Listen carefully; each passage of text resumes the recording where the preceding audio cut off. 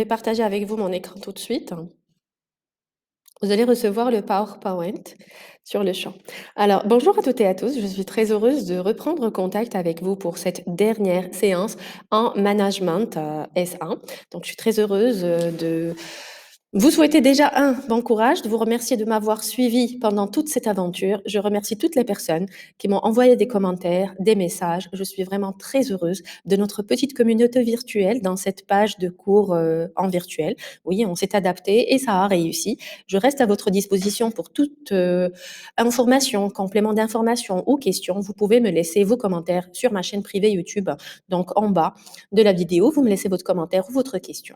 Très bien. Donc, aujourd'hui, c'est le dernier point ou le dernier chapitre. Hein, c'est la stratégie de l'entreprise et le système de prise de décision. Alors, pour les personnes qui ne me connaissent pas, je suis le professeur Soumaya Dlimi, professeur à la faculté des sciences juridiques, économiques et sociales de Casablanca, Université Hassan II. Donc, prenez vos stylos, vos cahiers et on y va.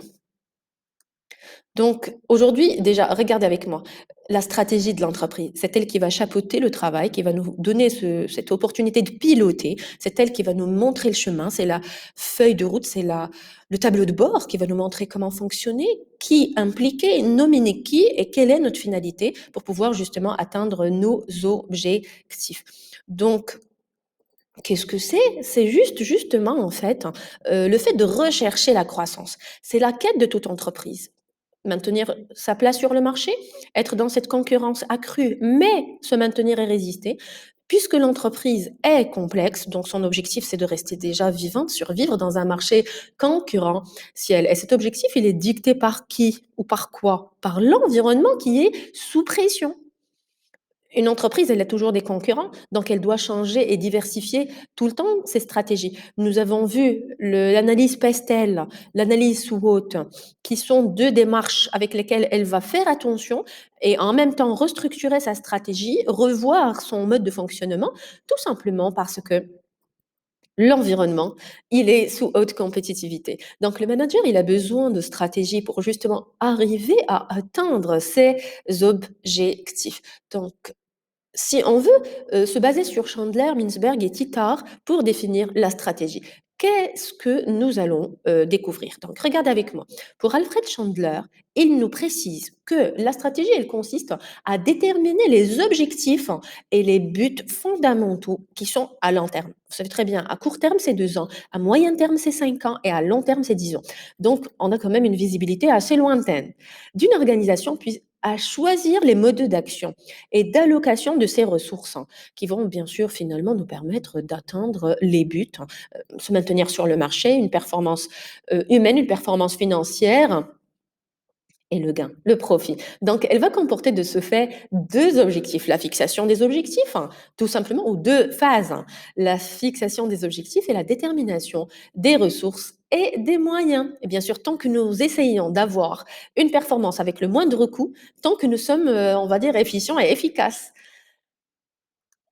Alors, voilà. Donc, Mintzberg, sur quoi il se focalise? La stratégie pour lui est un plan, un modèle, une position, une perspective. Donc, on est beaucoup plus dans la stratégie. Le manager devra beaucoup plus être un stratagème qui a une vision lointaine, qui va gérer les risques, qui va gérer le capital humain, qui va gérer les risques financiers, qui va faire attention à l'environnement micro et macro. Tout l'ensemble de notre cours depuis le démarrage, en fait, nous allons l'utiliser dans ce cadre pour pouvoir justement tracer la stratégie qui serait la plus adéquate, la plus opportune dans ce cadre-là.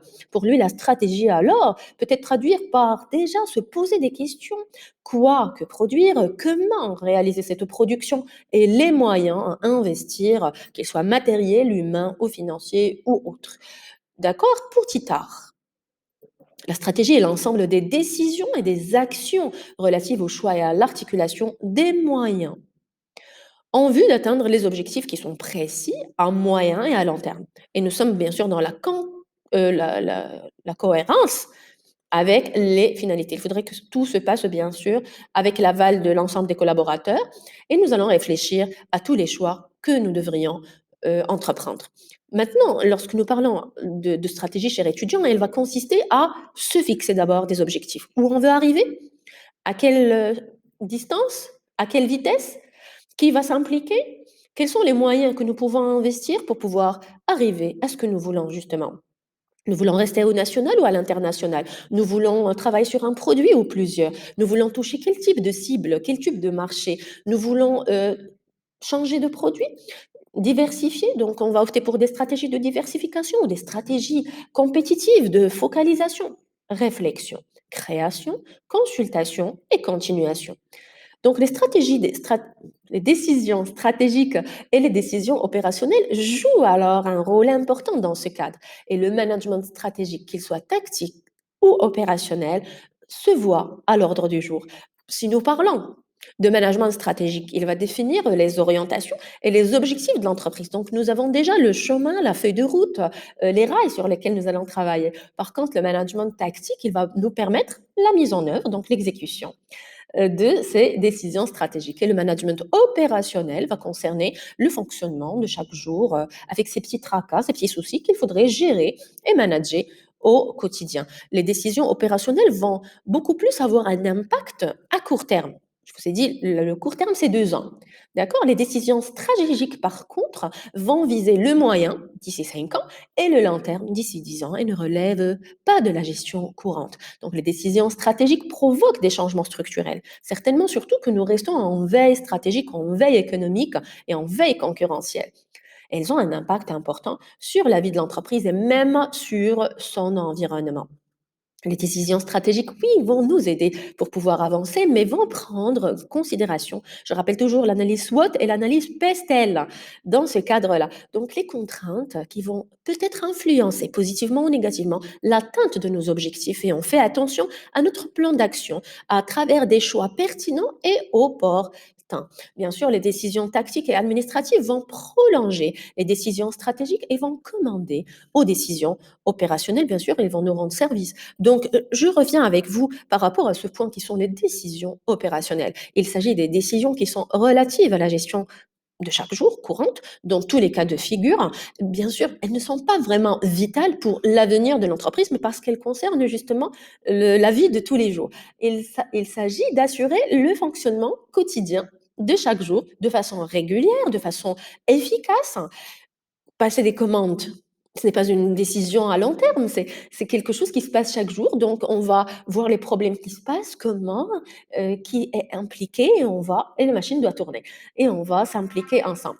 Le niveau supérieur, qu'est-ce qu'on trouve? Les décisions stratégiques qui vont engager l'entreprise à long terme. Par contre, le niveau intermédiaire, comme vous voyez ici avec moi, c'est les décisions qui sont tactiques, qui vont engager l'entreprise à moyen terme. Par contre, le niveau opérationnel qui est à la base, ce sont les décisions opérationnelles, donc l'exploitation courante, qui ont des conséquences, mais qui sont réduites sur l'entreprise. Regardez avec moi ce tableau.